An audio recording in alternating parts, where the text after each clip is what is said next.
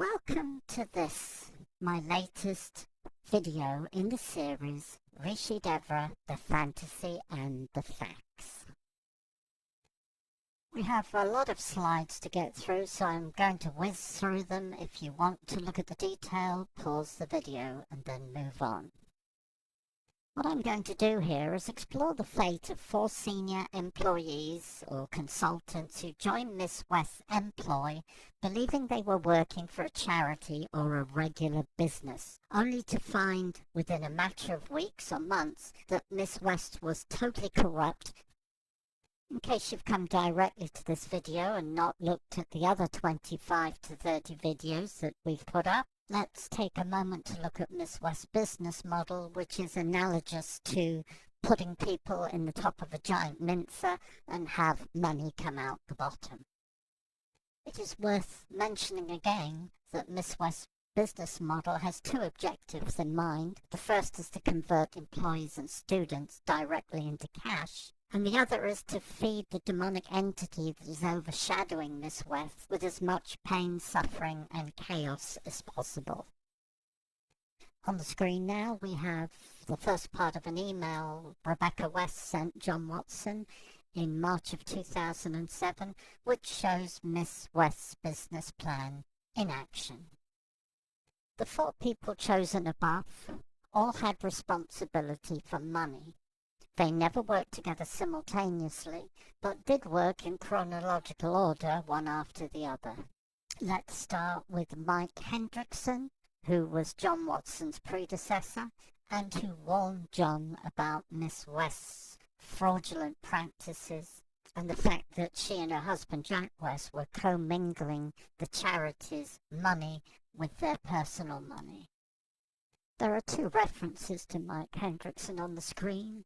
The first comes from an email that Rebecca West sent John Watson in March of 2007. The other reference comes from a news article published by the Whitefish Pilot in July of 2007. Both refer to the fact that Mike Hendrickson was basically defrauded out of $200,000 by Miss West, who, though he had been a partner in a large firm of accountants in Colorado, was asked to stop being involved with the finances of Miss West's charity because he wanted to bring her practices within the law.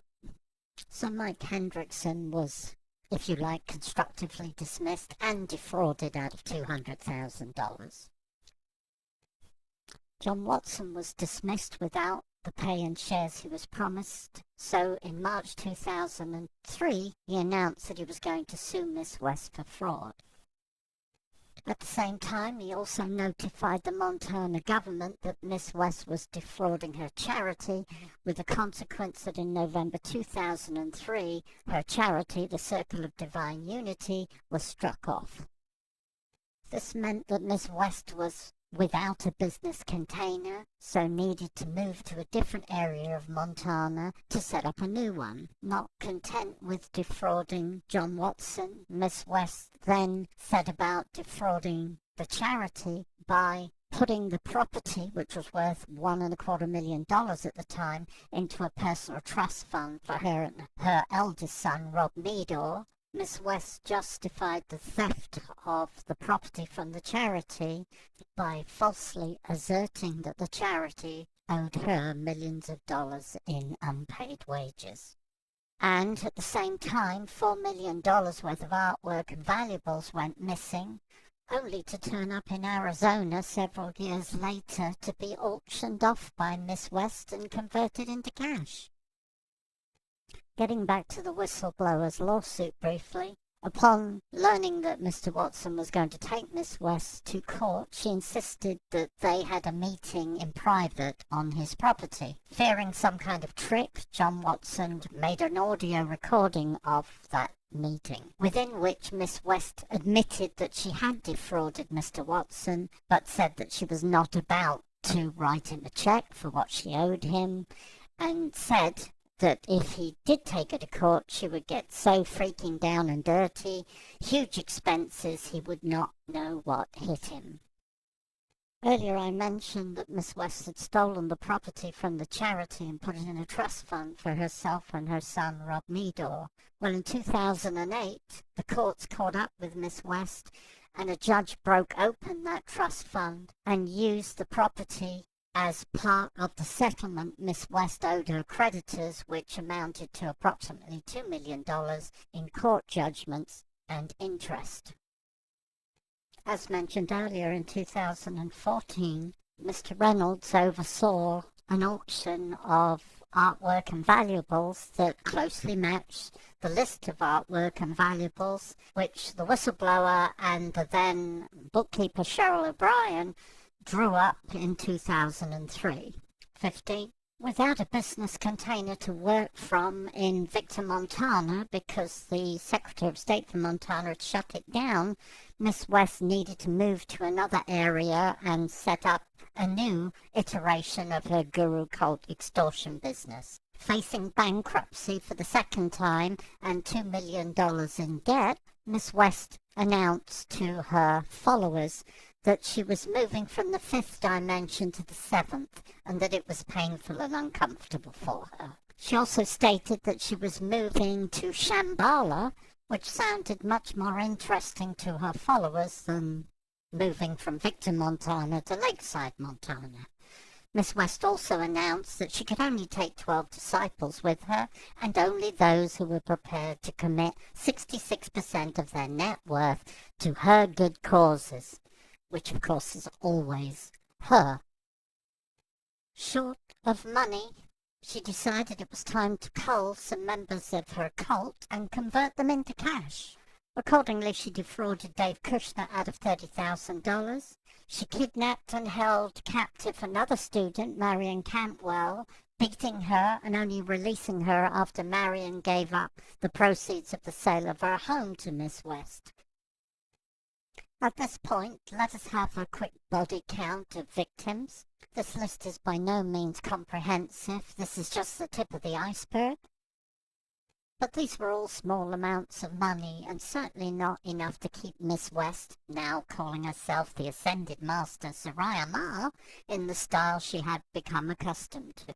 There was also the pressing matter of $2 million she owed her creditors in court fines and interest. So fed up with waiting for her disciples to give up 66% of their net worth, Miss West decided to take matters into her own hand, literally.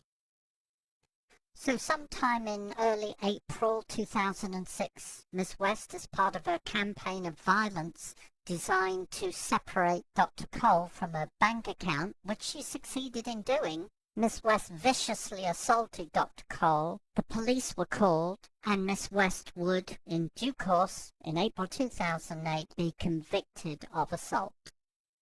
Of course, the occult thief could not tell her mailing list that she had been beating the crap out of Dr. Cole to extort her entire net worth so she could pay off court judgments and interest. So instead, she sent a long letter to her mailing list basically saying that the voices in her head had said that Dr. Cole was a Nazi in the World War II death camps in another lifetime, and that the beating that she had meted out on Dr. Cole was therefore justified and long overdue. And now we arrive at the then current bookkeeper, Betsy Blank, which turned out to be a big problem for Miss West, because Miss West, wanting to pass the money she extorted from Dr. Cole through her business, needed to make it look like that money was received as part of normal business practice, which of course it wasn't. The problem was that Betsy Blank refused to manufacture false invoices to make it look like the money was received as part of normal business practice. On the screen now is an email that the whistleblower received from Carlida Finch, who he had asked why Betsy Blank had resigned. One of the reasons given was that she did not want to manufacture false invoices for the money that Miss West had extorted from Dr. Cole. On the screen now is the first part of Betsy Blank's resignation letter. On the screen now is the second part of Betsy Blank's resignation letter, with the request in the last paragraph that no attempt be made to contact her either directly or indirectly, now or in the future. Obviously, she was referring to Miss West.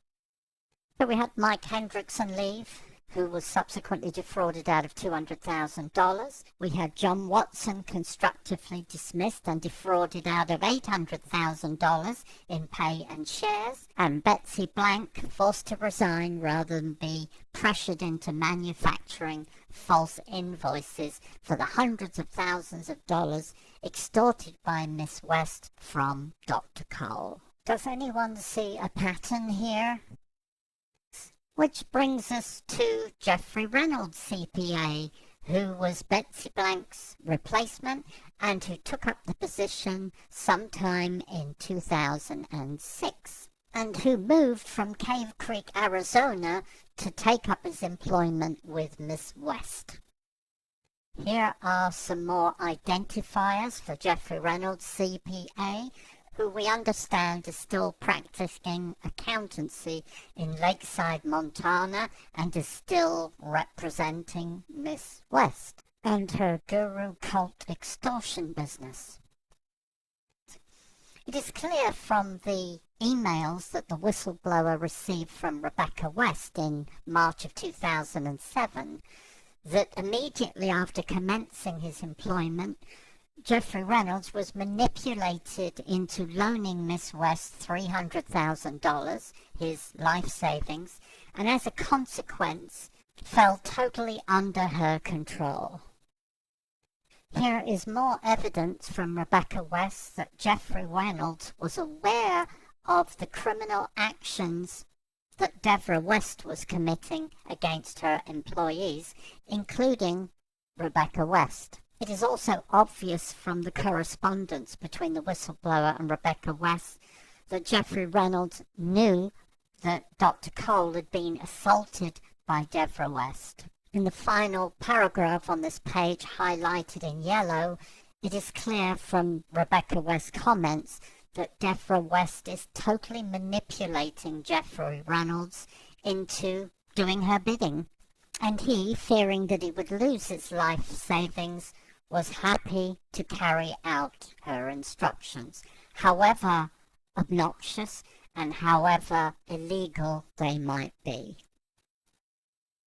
So with Jeffrey Reynolds firmly on the hook and being totally manipulated by Devra Patton West for fear of losing his life savings, all we had to do now was sit back and wait and just see how far bottom feeder Reynolds would go to protect his own interests at the expense of everybody else's.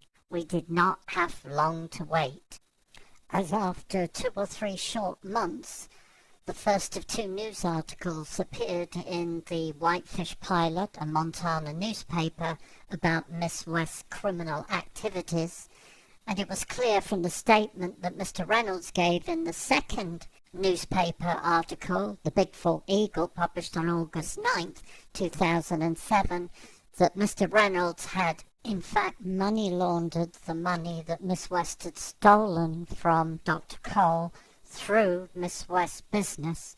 This is the money that Betsy Blank refused to touch and resigned rather than be forced to manufacture false invoices to make it look like these were normal business receipts. In my next video, we continue with Jeffrey Reynolds' fall from grace. So please look out for 17B, and please be sure to like my video and help me make it go viral.